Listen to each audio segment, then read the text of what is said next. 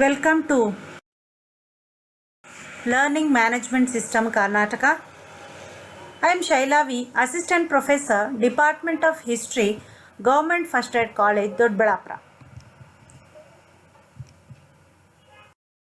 ಈ ವಿಡಿಯೋ ಸೆಷನ್ನಲ್ಲಿ third BA ಪ್ರೋಗ್ರಾಮ್ನ ಹಿಸ್ಟ್ರಿ ಪೇಪರ್ ಆಗಿರುವಂಥ paper 6A history of modern Europe up to 1945 ಅನ್ನುವಂತಹ ಈ ಒಂದು ಪೇಪರ್ ಟೈಟಲ್ನ ಆಧುನಿಕ ಯುರೋಪ್ನ ಇತಿಹಾಸ 1945ರವರೆಗೆ ಅನ್ನುವಂಥ 5th ಸೆಮಿಸ್ಟರ್ನ 10ನೇ ವಿಡಿಯೋ ಸೆಷನ್ನಲ್ಲಿ ನಾವಿದ್ದೇವೆ.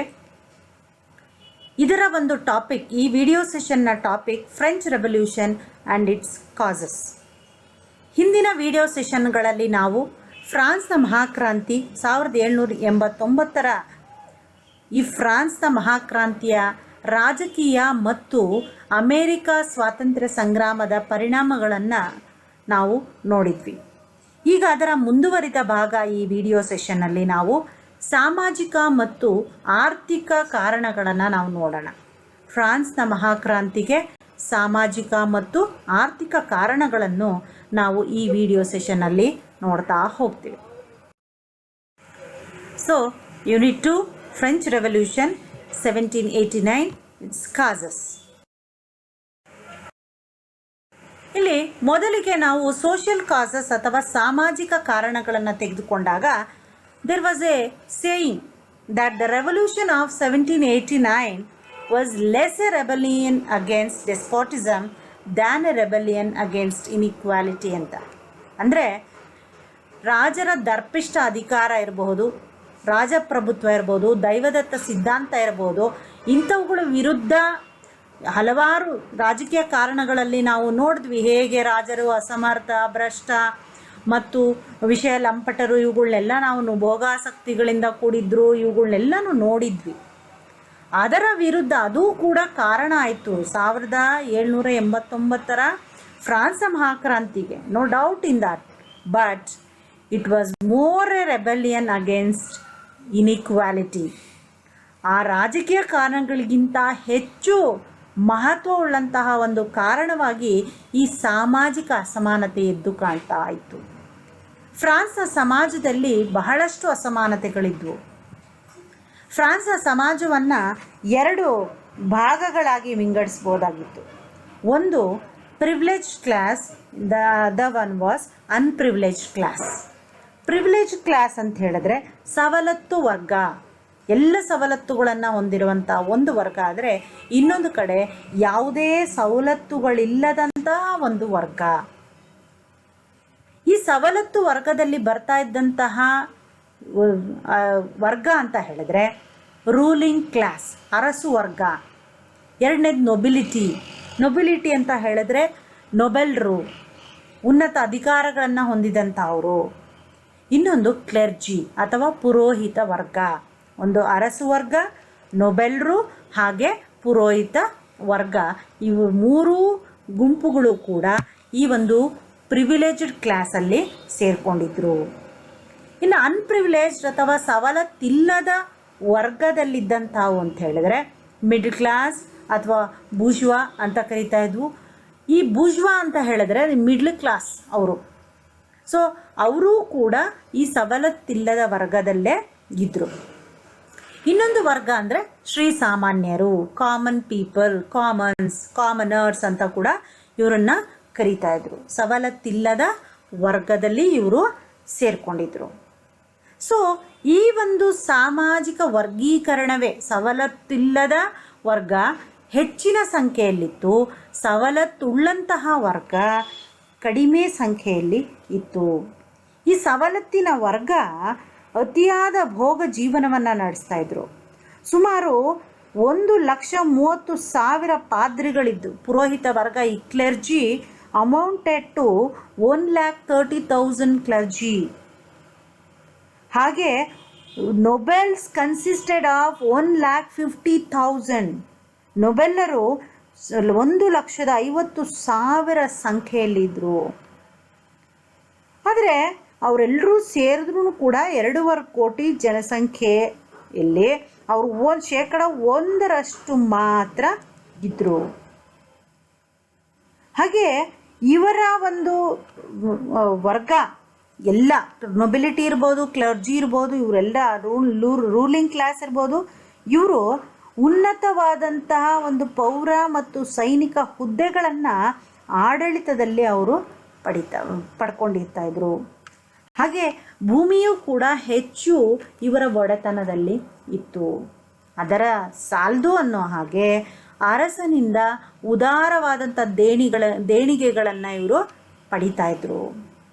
ಅದರ ಜೊತೆಗೆ ಯಾವುದೇ ತೆರಿಗೆಗಳನ್ನು ಕಟ್ಟುವ ಹಾಗಿರಲಿಲ್ಲ. ಇವರು ತೆರಿಗೆಗಳಿಂದ ಮುಕ್ತವಾಗಿದ್ದರು. ಒಟ್ಟಾರೆ ರಾಷ್ಟ್ರೀಯ ಆಸ್ತಿಯ ಒಂದು 40% ಪಾಲು ಇವರ ಅಧೀನದಲ್ಲೇ ಇತ್ತು. ಅದರ ಜೊತೆಗೆ ಚರ್ಚ್ ಕೂಡ ಭ್ರಷ್ಟಾಚಾರದಿಂದ ಕೂಡಿತ್ತು.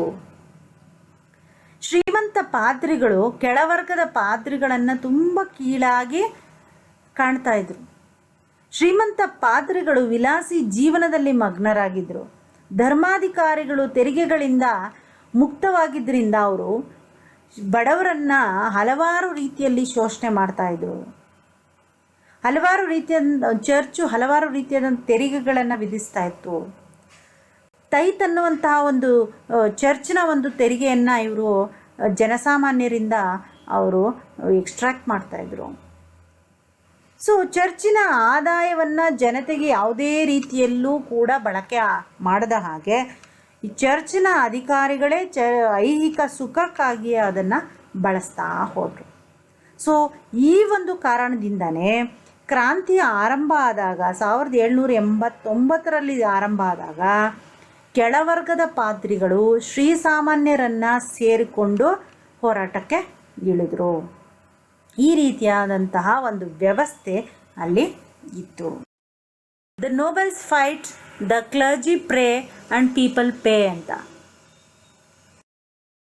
ಇವ್ರದ್ದು ಕ್ಲರ್ಜಿಗಳು ಪ್ರೇ ಮಾಡ್ತಾರೆ, ಯಾವಾಗಲೂ ಪ್ರಾರ್ಥಿಸುತ್ತಾರೆ. ಒಂದು ಪುರೋಹಿತ ವರ್ಗ ಅನ್ನೋದು ಪ್ರಾರ್ಥನೆ ಮಾಡೋದಕ್ಕಷ್ಟೇ. ಅವರು ಶ್ರೀಮಂತರು ಹೋರಾಡ್ತಾರೆ, ಪುರೋಹಿತರು ಪ್ರಾರ್ಥಿಸ್ತಾರೆ, ಶ್ರೀಸಾಮಾನ್ಯರು ತೆರಿಗೆಯನ್ನು ತೇರ್ತಾರೆ ಅನ್ನುವಂಥದ್ದು. ಸೊ ಈ ಮಟ್ಟಿಗೆ ತೆರಿಗೆಗಳಿಂದ ಇವರು ಅನ್ಪ್ರಿವಿಲೇಜ್ಡ್ ಆಗಿರೋದಕ್ಕೆ, ಸವಲತ್ತಿಲ್ಲದ ವರ್ಗ ಶೋಷಣೆಗೆ ಒಳಗಾಗೋದಕ್ಕೆ ಕಾರಣವೇ ಈ ತೆರಿಗೆಯ ಮೂಲಕ. ಸುಗ್ಗಿ ಕಾಲದಲ್ಲಿ ಇವರು ವಾರಕ್ಕೆ 5 ದಿನ ಮಾಡಬೇಕಾಗಿತ್ತು ಕಡ್ಡಾಯ ಸೇವೆಯನ್ನು, ಶ್ರಮವನ್ನು, ಉಚಿತ ಸೇವೆಯನ್ನು ಮಾಡಬೇಕಾಯಿತು. ಬೇರೆ ದಿನಗಳಲ್ಲಿ 3 ದಿನ ಉಚಿತವಾದಂಥ ಸೇವೆಯನ್ನು ಮಾಡಬೇಕಾಗಿತ್ತು.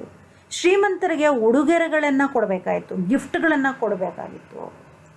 ಕೆಲವೊಮ್ಮೆ ಮೇಲ್ವರ್ಗ ಎಲ್ಲನೂ ಬೇಟೆ ಇನ್ನಿತರ ಮನರಂಜನೆ ಕೆಲಸಗಳಿಗೆ ಹೋಗಬೇಕಾದ್ರೆ ಅದ್ರ ಜೊತೆಗೆ ಹಲವಾರು ಸೈನಿಕರು, ನಾಯಿಗಳು, ದನಕರುಗಳು, ಪಾರಿವಾಳಗಳು, ಈ ರೀತಿ ಎಲ್ಲನೂ ಹೊಲ ಗದ್ದೆಗಳ ಮೂಲಕ ಹಾಕ್ಕೊಂಡು ಹೋಗ್ತಾಯಿದ್ವು. ಹಾಗಾಗಿ ಅಂತಹ ನಷ್ಟಗಳಿಗೆ ಯಾವುದೇ ರೀತಿಯಾದಂಥ ಪರಿಹಾರವನ್ನು ಅವರು ಕೊಡ್ತಾ ಇರಲಿಲ್ಲ. ಶ್ರೀಸಾಮಾನ್ಯರು ಇಂತಹ ನಾಶಗಳ ವಿರುದ್ಧ ಮಾತೆತ್ತೋ ಹಾಗೆ ಇರಲಿಲ್ಲ. ಸೊ ಇಂತಹ ಒಂದು ವರ್ಗ ಭೇದ, ಒಂದು ತಾರತಮ್ಯ, ಅಸಮಾನತೆಗಳ ಒಂದು ನಿರ್ಮೂಲನೆಗೆ ಒಂದು ಕ್ರಾಂತಿ ಅನಿವಾರ್ಯ ಆಯಿತು. ಅದಕ್ಕೆ JC ಹೆರಾಲ್ಡ್ ಹೇಳ್ತಾರೆ, ಫ್ರೆಂಚ್ ಕ್ರಾಂತಿ ಸವಲತ್ತು ವರ್ಗದ ವಿರುದ್ಧ ರಾಷ್ಟ್ರದ ಶ್ರೀಸಾಮಾನ್ಯರು ನಡೆಸಿದ ಕ್ರಾಂತಿ ಅಂಥೇಳಿ. ಸೊ ಹಾಗಾಗಿ ಈ ಫ್ರಾನ್ಸ್ನ ಒಂದು ಸಾಮಾಜಿಕ ಅಸಮಾನತೆಗಳೇ ರಾಜಕೀಯ ಇನ್ನಿತರ ಕಾರಣಗಳಿಗಿಂತ ಹೆಚ್ಚು ಪ್ರೇರಣೆಯನ್ನು ನೀಡಿದ್ವು ಅಂತ ಹೇಳ್ಬೋದು, ಕಾರಣವಾದವು ಅಂತ ಹೇಳ್ಬೋದು. French Revolution was a revolution of general masses of nation against the privileged. ಯಾಕೆಂದರೆ ಇವರು unprivileged, they were exploited to the core. They were exploited by the oppressive land tenure system. After paying many taxes, peasants were left with only 20% of his produce. So these were the causes for the French. ಇನ್ನು ಸಾಮಾಜಿಕವಾಗಿ ಇವರು ವಿವಿಧ ರೀತಿಯಾದಂತಹ ಒಂದು ಶೋಷಣೆಗೆ ಒಳಗಾಗಿದ್ದರು. ಆರ್ಥಿಕವಾಗಿ ಕೂಡ ಹಲವಾರು ರೀತಿಯಾದಂಥ ಶೋಷಣೆಗಳಿಗೆ ಒಳಗಾಗಿದ್ದರು. ನಿರಂತರವಾದಂಥ ಯುದ್ಧ ಮತ್ತು ದುಂದು ವೆಚ್ಚಗಳಿಂದ ಲೂಯಿಗಳ ಖಜಾನೆ ಬರಿದಾಗ್ತಾ ಹೋಯಿತು. ಆರ್ಥಿಕ ಮುಗ್ಗಟ್ಟು ಅನ್ನೋದು ಉಂಟಾಯಿತು. ಆಸ್ಥಾನದ ರಾಜ ರಾಣಿಯರು ದುಂದು ವೆಚ್ಚದಿಂದ ಆರ್ಥಿಕ ದುಸ್ಥಿತಿ ಅನ್ನೋದು ಏರ್ಪಡ್ತು. ಈಗಾಗಲೇ ನಾವು ರಾಜಕೀಯ ಕಾರಣಗಳನ್ನು ಹೇಳಬೇಕಾದ್ರೆ 14ನೇ ಲೂಯಿಯ ಒಂದು ಯುದ್ಧಗಳಿರ್ಬೋದು, ಅವನ ನಿರ್ಮಾಣ ಕಾರ್ಯಗಳಿರ್ಬೋದು, ಅವುಗಳೆಲ್ಲವುಗಳಿಂದ ಆದಂತಹ ಪರಿಣಾಮಗಳನ್ನು ನಾವು ಹಿಂದಿನ ವಿಡಿಯೋದಲ್ಲಿ ನಾವು ನೋಡಿದ್ದೆವು. ಯಾವ ರೀತಿಯಾಗಿ ಅವನು ದುಂದುಗಾರಿಕೆಯಿಂದ ವೆಚ್ಚವನ್ನು ಮಾಡ್ತಾ ಹೋದ. ರಾಣಿಯರು ಮೇಡಮ್ ಪಾಂಪಡೋರ್ ಆಗಿರ್ಬೋದು ಅಥವಾ ಮೇರಿ ಆ್ಯಂಟೊನೆಟ್ ಇರ್ಬೋದು, ಇವರೆಲ್ಲರೂ ಕೂಡ ದುಂದು ವೆಚ್ಚವನ್ನು ಮಾಡ್ತಾ ಹೋಗಿದ್ದನ್ನ ನಾವು ನೋಡಿದ್ವಿ. ಅದಕ್ಕೆ ಖಜಾನೆ ದಿವಾಳಿ ಎದ್ದೋಯ್ತು. ಆರ್ಥಿಕ ಪರಿಸ್ಥಿತಿ ದುಸ್ಥಿತಿಗೆ ತಲುಪಿಡ್ತು. Economic bankruptcy, financial condition was deplorable. It was due to heavy taxation. Also it resulted in heavy taxation. ಇದಕ್ಕೆ ಈ ಒಂದು ಆರ್ಥಿಕ ಸ್ಥಿತಿ ಈ ರೀತಿ ಆಗೋದಕ್ಕೆ ಕಾರಣ ಅತಿ ಹೆಚ್ಚು ತೆರಿಗೆಯನ್ನು ವಿಧಿಸಿ ಜನರನ್ನು ಶೋಷಣೆ ಮಾಡಿದ್ರಿಂದ. ಇನ್ನೊಂದು ಕಡೆ ಈ ಎಕನಾಮಿಕ್ ಕಂಡೀಷನ್ ತುಂಬಾ ದುಸ್ಥಿತಿಗೆ ಇಳಿತು. ಆರ್ಥಿಕವಾಗಿ ಒಂದು ಪರಿಸ್ಥಿತಿಯ ಅಧೋಗತಿಗೆ ಇಳಿತು ಅಂತಲೇ ಇನ್ನೂ ಹೆಚ್ಚಿನ ಒಂದು ತೆರಿಗೆಗಳನ್ನು ವಿಧಿಸೋದಕ್ಕೆ ಮುಂದಾದರು. There was A faulty method of collection of taxes. ಈಗಾಗಲೇ ನಾವು ಹೇಳಿದ್ವಿ, there were number of taxes collected by the church as well as the state ಅಂತ. ಟೈಲೆ ಅನ್ನುವಂತಹ ಒಂದು ತೆರಿಗೆ ಭೂ ಕಂದಾಯದ ಒಂದು ತೆರಿಗೆ ಆಗಿತ್ತು. Land tax. It was A land tax. ಸ್ವಂತ ಆಸ್ತಿಯ ಮೇಲಿನ ಒಂದು ತೆರಿಗೆ ಆಗಿತ್ತು ಅದು. ಶ್ರೀಸಾಮಾನ್ಯನ ಮೇಲೆ ತೆರಿಗೆಯ ಭಾರ ಎಷ್ಟಿತ್ತು ಅಂದರೆ ಹೊರಲಾರ್ದಷ್ಟು ಅತಿಯಾಗಿತ್ತು ಅದು. ಸೊ ಇದು ಅವನಿಗೆ ಇನ್ನು ಸ್ವಂತ ಆಸ್ತಿಯ ಮೇಲೆ ಅವನಿಗಿದ್ದಿದ್ದೇ ಕಡಿಮೆ percentage compared to the privileged class. But ಇಲ್ಲೂ ಕೂಡ ಒಂದು ಭೂ ತೆರಿಗೆಯನ್ನು, ಸ್ವಂತ ಆಸ್ತಿಯ ಮೇಲಿನ ಒಂದು ತೆರಿಗೆಯನ್ನು ಟೈಲೆ ಅಂತ ಕರಿತಾ ಇದ್ರು, ಅದನ್ನು ಹಾಕ್ತಾಯಿದ್ರು. ಗ್ಯಾಬೆಲೆ ಅನ್ನುವಂತಹ ಒಂದು ಇನ್ನೊಂದು ಮುಖ್ಯವಾದಂತಹ ಒಂದು ತೆರಿಗೆ ಇದು. It was a salt tax. Gabelle ಅನ್ನುವಂಥದ್ದು. ಈ ಗ್ಯಾಬೆಲೆ ಅನ್ನುವಂತಹ ಒಂದು ತೆರಿಗೆಯನ್ನು ಇವರು ಕಡ್ಡಾಯವಾಗಿ ಕೊಡಲೇಬೇಕಾಗಿತ್ತು. ಇದು ಇಟ್ ವಾಸ್ ನಾಟ್ ಈವನ್ ಎಲ್ಲ ಕಡೆ ಏಕ ಪ್ರಮಾಣದಲ್ಲಿರಲಿಲ್ಲ, ಸಮ ಪ್ರಮಾಣದಲ್ಲಿರಲಿಲ್ಲ. The price of salt was about 10 times its real value. ಅದರ ನಿಜವಾದ ಬೆಲೆಗಿಂತ 10 ಪಟ್ಟು ಅದು ಹೆಚ್ಚಾಗಿತ್ತು. Nobody was allowed to drink water at salt springs or cook his food with sea water. ಯಾಕೆ? ಸಮುದ್ರದ ನೀರಿನಿಂದ ಅವನು ಬೇಯಿಸ್ಕೋಬಾರ್ದಾಗಿತ್ತು ಅಥವಾ ನೀರನ್ನು ತಗೊಂಡು ಹೋಗಬಾರ್ದಾಗಿತ್ತು. ಯಾಕೆ ಅಂತ ಹೇಳಿದ್ರೆ ಇದರ ಒಂದು ಉಪ್ಪಿನ ಉತ್ಪಾದನೆಯ ಒಂದು ಏಕಸ್ವಾಮ್ಯವನ್ನು ಸರ್ಕಾರವೇ ಪಡೆದುಕೊಂಡಿತ್ತು. ಸೊ ಹಾಗಾಗಿ government had a monopoly of salt and everybody above the age of 7 had to buy a certain quantity of salt every year. Approximately about 7 pounds every person had to buy from the government. ಸಾಲ್ಟನ್ನು ಯಾರೂ ಉತ್ಪಾದನೆ ಮಾಡೋ ಹಾಗಿರಲಿಲ್ಲ. ಹಾಗಾಗಿ 7 pound ಉಪ್ಪನ್ನು ವಾರ್ಷಿಕವಾಗಿ ತಗೊಳ್ಳೇಬೇಕಾಗಿತ್ತು. ಇದು ಭಾರಿ ಅನ್ಯಾಯ. ಯಾಕೆ ಅಂತ ಹೇಳಿದ್ರೆ ಇದು the price of the salt was not uniform and varied from place to place and thereby added to the hardships of the people. So ಈ ರೀತಿಯಾದಂತಹ ಒಂದು ವ್ಯವಸ್ಥೆ ಸಾಲ್ಟ್ ಟ್ಯಾಕ್ಸಿಂದ. ಮತ್ತೊಂದು ಟ್ಯಾಕ್ಸ್ ಈಗಾಗಲೇ ಡಿಸ್ಕಸ್ ಮಾಡಿದ್ದೀವಿ, ಟೈತ್ ಅನ್ನುವಂಥದ್ದು. ಈ ಟೈತ್ ಅನ್ನುವಂತಹ ಒಂದು ಚರ್ಚಿನ ಒಂದು ತೆರಿಗೆಯನ್ನು ಕೂಡ ಪಾವತಿ ಮಾಡಬೇಕಾಗಿತ್ತು. ಚರ್ಚ್ಗೆ ಒಟ್ಟು ಉತ್ಪನ್ನದ ಒಂದು 10ನೇ ಒಂದು ಭಾಗದಷ್ಟು ಅವರು ತೆರಿಗೆಯನ್ನು ಕೊಡಬೇಕಾಗಿತ್ತು. ಶ್ರೀಸಾಮಾನ್ಯರಿಗೆ ತೆರಿಗೆ ಭಾರ ಸುಮಾರು 100 ಫ್ರಾಂಕ್ಗಳಲ್ಲಿ 80 ಫ್ರಾಂಕ್ಗಳನ್ನು ತೆರಿಗೆ ರೂಪದಲ್ಲೇ ಕೊಡಬೇಕಾಗಿ ಬಂತು. ಅವನಿಗೆ ಬರ್ತಾ ಇದ್ದಿದ್ದೇ ಕಡಿಮೆ. ಬರ್ತಾ ಇದ್ದಂತಹ ಇವುಗಳನ್ನು ಕೂಡ ಇವರು ಈ ರೀತಿಯಾಗಿ ಕಸಿದುಕೊಳ್ತಾ ಇದ್ರು. 80% went to the government and church. So ಇನ್ನು the peasants were left out with only 20%.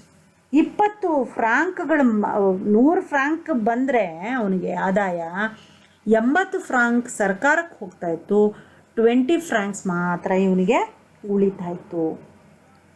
So ಶ್ರೀಮಂತರು ಒಂದು ಕಡೆ ಭೋಗ ಜೀವನ ಅತಿಯಾದಂತಹ ಒಂದು ಭೋಗಲಾಲಸೆಗಳಲ್ಲಿ ತೊಡಗಿದ್ರೆ, ಈ ಮತ್ತೊಂದು ಕಡೆ ಜನಸಾಮಾನ್ಯರು ಕಡು ಬಡತನದಿಂದ ಅವರು ಬದುಕಬೇಕಾಗಿ ಬರ್ತಿತ್ತು. ಇದು ದೆರ್ ವಾಸ್ ಒಂದು great gap between the rich and the poor, privileged and the ಅನ್ಪ್ರಿವಿಲೇಜ್ಡ್.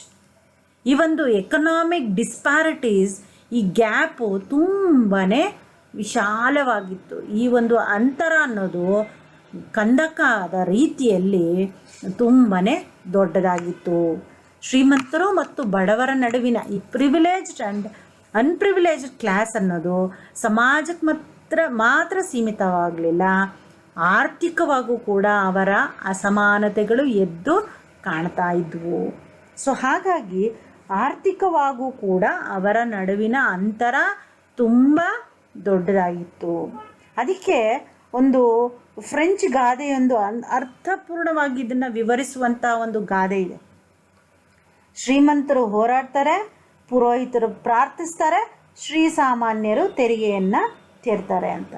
ಇದರ ಅರ್ಥ ಬರೀ ಈ ಶ್ರೀಸಾಮಾನ್ಯರು ಇರೋದೇ ಟ್ಯಾಕ್ಸಸನ್ನು ಪೇ ಮಾಡೋದಕ್ಕೆ ಅಂತ. ಸೊ ಈ ಒಂದು ವ್ಯವಸ್ಥೆಯನ್ನು, ಫ್ರಾನ್ಸ್ನಲ್ಲಿದ್ದಂಥ ವ್ಯವಸ್ಥೆಯನ್ನು ಈ ಒಂದು ಗಾದೆ ತುಂಬ ಚೆನ್ನಾಗಿ ಡಿಸ್ಕ್ರೈಬ್ ಮಾಡ್ತಾ ಹೋಯಿತು. ಸೊ ಈ ರೀತಿಯಾಗಿ ಒಂದು ವ್ಯವಸ್ಥೆಯನ್ನು, ಆರ್ಥಿಕ ವ್ಯವಸ್ಥೆಯನ್ನು ಹೊಂದಿದಂತಹ ಒಂದು ಫ್ರಾನ್ಸು ಒಂದು ಕ್ರಾಂತಿಯತ್ತ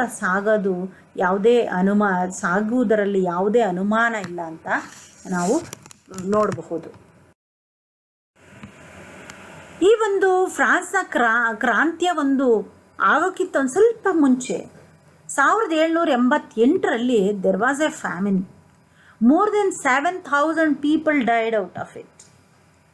ಇಂಥ ಡಿಪ್ಲೋರಬಲ್ ಕಂಡೀಷನ್ಸಲ್ಲಿ ತುಂಬನೇ ಪ್ರೈಸ್ ಹೈಕ್ ಇರ್ಬೋದು, ಅಥವಾ ಈ ರೀತಿಯಾದಂಥ ಒಂದು ಬರಗಾಲ ಬಂದ್ಬಿಡ್ತು, ಯಾವುದೇ ರೀತಿಯಾದಂತಹ ಒಂದು ಆದಾಯ ಅವರಿಗೆ ಇಲ್ಲ. ಇಂಥ ಸಂದರ್ಭದಲ್ಲಿ ಸುಮಾರು 7,000 ಜನ ಈ ಕ್ಷಾಮದಿಂದ ಸತ್ತೋದ್ರು, ಹಸಿವಿನಿಂದ ಸಾಯ್ತಾ ಇದ್ರು.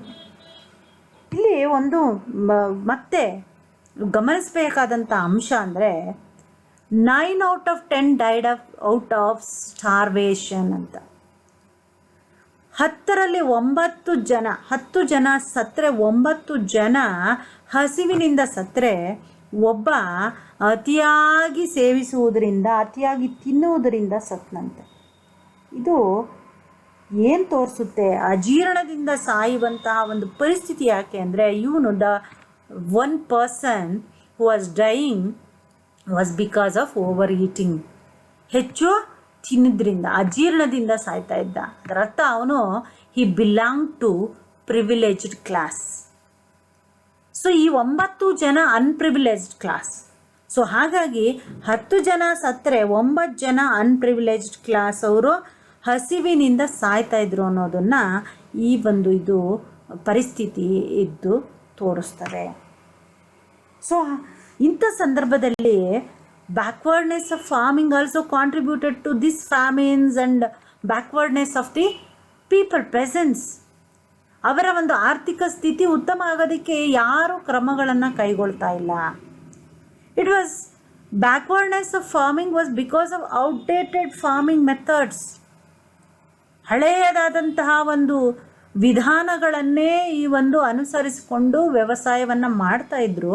ಹಾಗಾಗಿ ಯಾವುದೇ ರೀತಿಯಾದಂತಹ ಇಂಪ್ರೊವೈಸೇಷನ್ಸು ಈ ಒಂದು ಅಗ್ರಿಕಲ್ಚರಲ್ಲಿ ಅಥವಾ ಈ ವ್ಯವಸಾಯದಲ್ಲಿ ಬರಲಿಲ್ಲ. ಅದರ ಜೊತೆಗೆ ಅದಕ್ಕೆ ಸೇರಿಕೊಂಡಂಗೆ ದೆರ್ ವಾಸ್ ಹಾರ್ವೆಸ್ಟ್ ಫೇಲ್ಯೂರ್ಸ್. ತುಂಬನೇ ಬೆಳೆ ನಾಶ ಆಯಿತು. ಯಾವುದೇ ಫಸಲೇ ಬರಲಿಲ್ಲ ಕೆಲವು ವರ್ಷಗಳ ಕಾಲ. ತತ್ಪರಿಣಾಮವಾಗಿ 1789ರಲ್ಲಿ on the verge of revolution there was a great famine. Numbers ಹೇಳ್ತಾರೆ ಬರೀ 7,000 ಪೀಪಲ್ ಅಂತ. It could have been more in reality. ನಿಜವಾಗ್ಲೂ ಕೂಡ ಇನ್ನೂ ಹೆಚ್ಚಾಗೇ ಇರಬಹುದು. added to it uneven weights and measures. ಯಾವುದೇ ರೀತಿಯಲ್ಲಿ ಸಮಾನವಾದಂಥ ಏಕರೂಪವಾದಂಥ ತೂಕ ಮತ್ತು ಅಳತೆಗಳು ಅನ್ನೋದು ಇರಲಿಲ್ಲ. ಸೊ ಹಾಗಾಗಿ ಅವು ಕೂಡ ಈ ಪೆಸೆಂಟ್ಸ್ ಅಥವಾ ರೈತರ ಒಂದು ದುಸ್ಥಿತಿಗೆ ಕಾರಣ ಆಯಿತು. ಈ ಒಂದು ಊಳಿಗಮಾನ್ಯ ವ್ಯವಸ್ಥೆ ಕೂಡ ಬಹಳಷ್ಟು ಇವರ ಒಂದು ಸಮಸ್ಯೆಗಳಿಗೆ ಬೆಂಕಿಗೆ ತುಪ್ಪ ಸುರಿದಂಗೆ ಆಯಿತು. ಆ ಸಮಸ್ಯೆಗಳನ್ನು ಹೆಚ್ಚು ಮಾಡಿದ್ರು. ಸೊ ಈ ರೀತಿಯಾದಂತಹ ಒಂದು ಪರಿಸ್ಥಿತಿಗಳು, ಆರ್ಥಿಕ ಪರಿಸ್ಥಿತಿಗಳು ಅಧೋಗತಿಯತ್ತ ತಳ್ತಾ ಹೋದವು ಈ ಫ್ರಾನ್ಸ್ನ ಒಂದು ಆರ್ಥಿಕ ವ್ಯವಸ್ಥೆಯನ್ನು, ಫ್ರಾನ್ಸನ್ನು. ಏಕಪ್ರಕಾರ ತೆರಿಗೆ ಇರಲಿಲ್ಲ, ತೆರಿಗೆ ವಸೂಲಿ ಕ್ರಮಬದ್ಧವಾಗಿರಲಿಲ್ಲ. ಹಾಗಾಗಿ ತೆರಿಗೆ ಸಂಗ್ರಾಹಕರು ಕೂಡ ಅದಕ್ಕೆ ಸೇರಿದಂಗೆ ಶ್ರೀಮಂತರಾಗಿರ್ತಾಯಿದ್ರು, ಭ್ರಷ್ಟರಾಗಿರ್ತಾಯಿದ್ರು. ಅವರು ವಸೂಲಿಯ ಬಹುಭಾಗವನ್ನು ಅವರೇ ನುಂಗಾಕ್ತಾಯಿದ್ರು. ಒಂದು ಪ್ರಾಂತ್ಯದಿಂದ ಮತ್ತೊಂದು ಪ್ರಾಂತ್ಯಕ್ಕೆ ಒಂದು ಅಳತೆ ಮತ್ತು ತೂಕಗಳು ವಿಭಿನ್ನವಾಗಿತ್ತು. ಭೂಕಂದಾಯ ವಸೂಲಿ ನ್ಯಾಯಬಾಹಿರ ಆಗಿರ್ತಾಯಿತ್ತು. ಹಾಗಾಗಿ ಈ ಎಲ್ಲ ಕಾರಣಗಳಿಂದನೂ ಕೂಡ ಕೃಷಿ ಮತ್ತು ಕೈಗಾರಿಕೆಗಳು ಹಿಂದುಳಿದಿದ್ದರಿಂದ ಇಲ್ಲಿ ಆರ್ಥಿಕ ಪರಿಸ್ಥಿತಿ ಅನ್ನೋದು ಫ್ರಾನ್ಸ್ನಲ್ಲಿ ಅಧೋಗತಿಗೆ ಹೋಗ್ತಾ ಹೋಯಿತು. ಅದರ ಜೊತೆಗೆ ಸಾಲದು ಅಂತ ಈ ಒಂದು ಫ್ರಾನ್ಸ್ನ ಒಂದು ರಾಜರುಗಳು, ಲೂಯಿ 14ನೇ ಲೂಯಿ ಇರ್ಬೋದು, ಅವನಂತರ ಬಂದಂಥವ್ರು ಇರ್ಬೋದು, ಅತಿಯಾದಂಥ ಖರ್ಚುಗಳನ್ನು, ದುಂದುಗಾರಿಕೆಯನ್ನು ಮಾಡ್ತಾ ಹೋದರು. ಈ ದುಂದುಗಾರಿಕೆ ಮತ್ತು ಅಸಮರ್ಥತೆಗಳಿಂದಾಗಿ ಫ್ರಾನ್ಸ್ನ ಆರ್ಥಿಕ ಸ್ಥಿತಿ ಶೋಚನೀಯವಾಗಿತ್ತು, ಅಪಾಯಕಾರಿ ಮಟ್ಟವನ್ನು ಕೂಡ ತಲುಪಿತ್ತು ಅಂಥೇಳಿ C.D. ಹೇಸನ್ ಬರೆದಿದ್ದಾರೆ. ಸೊ ಈ ಫ್ಯಾಮಿನ್ ಟೈಮಲ್ಲಿ ಬಂದಂತಹ ಒಂದು ಪರಿಸ್ಥಿತಿಯನ್ನು ಸರಿಪಡಿಸೋದಕ್ಕೆ ಬಹಳಷ್ಟು ಪ್ರಯತ್ನಗಳನ್ನು ಮಾಡಬೇಕಾಗಿತ್ತು. ಹಲವಾರು ಆರ್ಥಿಕ ಮಂತ್ರಿಗಳು, ಟರ್ಗೋಟ್ ಇರ್ಬೋದು, ಕಲೋನ್ ಇರಬಹುದು, ಮತ್ತಿತರರು ಪ್ರಯತ್ನಗಳನ್ನು ಮಾಡೋಕ್ಕೆ ಹೋದ್ರೂ ಅವರು ಕೈಚೆಲ್ಲಿ ನಿಲ್ಲಬೇಕಾಗಿ ಬಂತು. ಯಾಕೆ ಅಂತ ಹೇಳಿದ್ರೆ ಬೇರೆ ಮಾರ್ಗವಿರಲಿಲ್ಲ ಅವರಿಗೆ. ಈ ಶ್ರೀಮಂತರಾದಂಥ ಪ್ರಿವಿಲೇಜ್ಡ್ ಕ್ಲಾಸ್ ಮೇಲೆ, ಈ ನೊಬಿಲಿಟಿ ಮತ್ತು ಪುರೋಹಿತ ವರ್ಗದ ಮೇಲೆ, ಕ್ಲರ್ಜಿ ಮೇಲೆ ತೆರಿಗೆಯನ್ನು ವಿಧಿಸೋದನ್ನು ಬಿಟ್ಟು ಅನ್ಯ ಮಾರ್ಗವೇ ಇರಲಿಲ್ಲ ಅವ್ರಿಗೆ. ಸೊ ಹಾಗಾಗಿ ಅಂತಹ ಒಂದು ಸುಧಾರಣೆಯನ್ನು ರಾಜನೂ ಒಪ್ಕೊಳ್ಳೋದಿಲ್ಲ ಮತ್ತು ನೊಬೆಲ್ರು ಒಪ್ಕೊಳ್ಳೋದಿಲ್ಲ. ಪುರೋಹಿತರು ತಮ್ಮ ಮೇಲೆ ತಾವು, ತಮ್ಮ ಕಾಲ ಮೇಲೆ ತಾವು ಕಲ್ಲೆತ್ತಾಕೊಳ್ಳೋದಕ್ಕೆ ಅವರು ತಯಾರಿರಲಿಲ್ಲ, ಹೊರೋದಕ್ಕೆ ತಯಾರಿರಲಿಲ್ಲ. ಸೊ ಹಾಗಾಗಿ ಈ famine conditions aggravated the economic deplorability of the French economy. ಇಂಥ ಸಂದರ್ಭದಲ್ಲಿ ಜನರು ಬ್ರೆಡ್ ಕೂಡ ಇಲ್ದಂಗೆ, ಆಹಾರ ತಿನ್ನೋದಕ್ಕೆ ಒಂದು ಸ್ವಲ್ಪ ಚೂರು ಬ್ರೆಡ್ ಕೂಡ ಇರಲಿಲ್ಲ ಅವ್ರಿಗೆ. ಅಂಥ ಸಂದರ್ಭದಲ್ಲಿ ಅವರು ಕಂಗಾಲದಂಥ ಜನರು ಕೆಲವರು ಮೇರಿ ಆ್ಯಂಟೊನೆಟ್ಟನ್ನು ಬಂದು ಕೇಳ್ತಾರೆ, ಊಟ ಕೊಡಿ, ಬ್ರೆಡ್ ಕೊಡಿ ಅಂತ. ಅವಳು ಹೇಳ್ತಾಳೆ, if you don't have bread go and eat cake ಅಂತ. ಅವಳಿಗೆ ಜ್ಞಾನ ಇಲ್ಲ, ಬ್ರೆಡ್ಡೇ ಇರಲಿಲ್ಲ ಅಂದರೆ ಕೇಕ್ ಎಲ್ಲಿ ಬರುತ್ತೆ ಅಂತ. ಅದ್ರ ಜೊತೆಗೆ ಅವಳು ಹೇಳಿದ್ಲು, ಅವ್ರು ಕೇಳೇ ಬಿಟ್ಟರು, ಬ್ರೆಡ್ಡೇ ಇಲ್ಲ, ನಮ್ಗೆ ಎಲ್ಲಿಂದ ಬರುತ್ತೆ ಕೇಕ್ ಅಂತ. ಕೊನೆಗಳು if you don't have cake go and eat grass ಅಂತ ಹೇಳಿದ್ಲು. ಅರಮನೆಯ ಮುಂದೆ ಬೆಳೆದಂಥ ಹುಲ್ಲನ್ನು ತಿನ್ಕೋ ಹೋಗಿ ಅಂತ ಹೇಳಿಬಿಟ್ಟು ಅಮಾನವೀಯವಾಗಿ ಮಾತನ್ನು ಆಡಿದ್ಲು. ಅವರಲ್ಲಿ ಅದೊಂಥರ ಅವಳ ವಿರುದ್ಧ ಮತ್ತು ರಾಜತ್ವದ ವಿರುದ್ಧ ತಾಳ್ಮೆಯನ್ನು ಕಳೆದುಕೊಳ್ಳುವ ಹಾಗೆ ಮಾಡ್ತು. ಸೊ ಈ ರೀತಿ ಒಂದು ಪರಿಸ್ಥಿತಿಯನ್ನು ಸೃಷ್ಟಿ ಮಾಡಿಕೊಂಡಿದ್ದು ಒಂದು ಎಕನಾಮಿಕ್ ಆ್ಯಂಡ್ ಸೋಷಿಯಲ್ ಕಾಸಸ್ಸಿಂದ ಆದರೆ ಮತ್ತೊಂದು ಪೊಲಿಟಿಕಲ್ ಕಾಸಸ್ಸಿಂದ ಈ ಎಕನಾಮಿಕ್ ಸಿಚುವೇಶನ್ ಅಗ್ರವೇಟ್ ಆಗ್ತಾ ಹೋಯಿತು. ಆರ್ಥಿಕ ಪರಿಸ್ಥಿತಿ ಅನ್ನೋದು ಅಧೋಗತಿಗೆ ಹೋಯಿತು. ಆರ್ಥಿಕ ಪರಿಸ್ಥಿತಿ ಇದಕ್ಕೆ ಕಾರಣ involvement in unnecessary wars and ದುಂದುಗಾರಿಕೆ ಆಲ್ಸೋ. ಸೊ ಮೋಸ್ಟ್ಲಿ ಏನು ಮಾಡಿದ್ರು, ಇದನ್ನೆಲ್ಲ ಸರಿಪಡಿಸ್ಬೇಕು ಅಂದರೆ ಹೊಸ ಟ್ಯಾಕ್ಸೇಷನ್ ಹಾಕೋದಕ್ಕೆ ಬಿಡೋದಿಲ್ಲ ಯಾರು, ಕ್ಲರ್ಜಿ ಮತ್ತು ಈ ನೊಬೆಲ್ರು. ಹಾಗಾಗಿ ಕೊನೆಗೊಂದು ಮಾರ್ಗ ಇತ್ತು. ಏನದು ಅಂತ ಹೇಳಿದ್ರೆ ಬೇರೆ ದೇಶಗಳಿಂದ ಸಾಲವನ್ನು ಪಡೆಯುವುದು. ಆದರೆ ಯಾವ ಮಟ್ಟಿಗೆ ಇದು 14ನೇ ಲೂಯಿಯ ಕಾಲದಿಂದನೂ ಕೂಡ ನಿರಂತರವಾಗಿ ವಿದೇಶಿ ಸಾಲ ಅನ್ನೋದು ಕಂಟಿನ್ಯೂಯಸ್ ಆಗಿ ರೈಸ್ ಆಗ್ತಾ ಹೋಯಿತು. Foreign debt increased, most income was spent on repaying debts. ಈ ಒಂದು ಸಾಲದ ಮೇಲಿನ ಬಡ್ಡಿ ಕಟ್ಟೋದಕ್ಕೆ ಕೂಡ ಆಗ್ತಾ ಇರಲಿಲ್ಲ, ವಾಪಸ್ ಕಟ್ಟೋದಿರಲಿ, ಆ ಸಾಲವನ್ನು ತೀರಿಸೋದಿರಲಿ, ಅದರ ಜೊತೆಗೆ ಅದಕ್ಕಿಂತ ಹೆಚ್ಚು ಬಡ್ಡಿ ಕಟ್ಟೋಕ್ಕೆ ಆಗ್ತಾ ಇರಲಿಲ್ಲ. ಆ ಮಟ್ಟಕ್ಕೆ ನೈತಿಕ ದಿವಾಳಿತನದ ಜೊತೆಗೆ ಆರ್ಥಿಕ ದಿವಾಳಿತನವೂ ಕೂಡ ಸೇರಿಕೊಳ್ತಾ ಹೋಯಿತು. ಈ ಫಾರಿನ್ ಡೆಟ್ಟನ್ನು, ವಿದೇಶಿ ಸಾಲವನ್ನು ಅವರು ಇನ್ಕ್ರೀಸ್ ಮಾಡ್ತಾ ಇದ್ದಂತೆ ಅದರ ಬಡ್ಡಿನೂ ಕಟ್ಟಾಗಲಿಲ್ಲ, ಅದರ ಜೊತೆಗೆ ಸಾಲವನ್ನು ಮರುಪಾವತಿ ಮಾಡೋದಕ್ಕೆ ಆಗಲಿಲ್ಲ.